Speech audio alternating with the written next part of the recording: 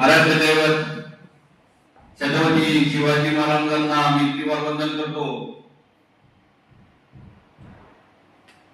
छत्रपती संभाजी महाराजांना मी त्रिवार वंदन करतो। माता जिजाऊंचे आशीर्वाद घेतो। उपस्थित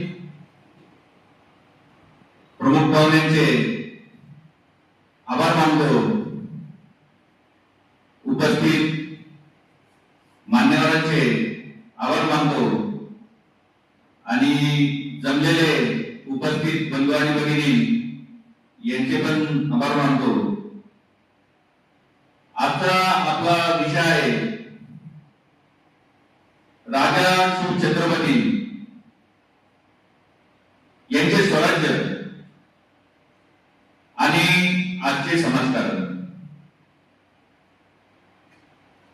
छत्रपती शिवाजी महाराजांनी 750 वर्षपूर्वीची जी दहशत होती, मोगलांची दहशत होती, ती संपवली। त्यावेळेस खूप अंधारमय परिस्थिती होती, कुठे कोणाची साथ नव्हती। असे असताना त्यांनी ते साखळबंद तोडून महाराज पुढे आले आणि स्वराज्य घडवले। स्वराज्य घडवले म्हणजे काय? स्वराज्य घडवले म्हणजे स्वतःचे राज्य स्थापन केले।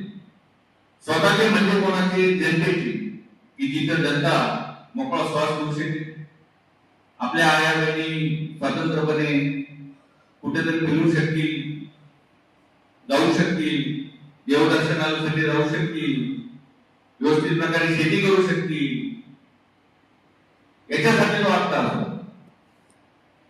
याच्यासाठी स्वराज्य त्यांनी घडवलं।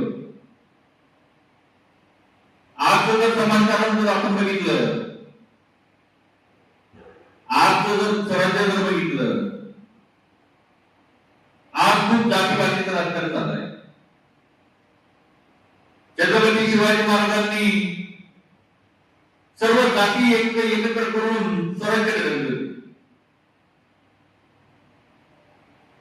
सर्व जातीतले मावळे होते त्यांच्याकडे। आज जर बघितलं त्या जाती एकमेकांच्या विरोधात लढतायत, आंदोलने करतायत, आरक्षणासाठी लढतायत। हा अट्टास होता छत्रपती शिवरायांचा स्वराज्य घडवण्यासाठी? कदापि नाही। त्यांनी स्वराज्य घडवले होते ते येथील माणसांसाठी, इथे राहणाऱ्या व्यक्तींसाठी, प्रत्येक त्या व्यक्तीसाठी त्याला राज्य निर्माण केलं होतं।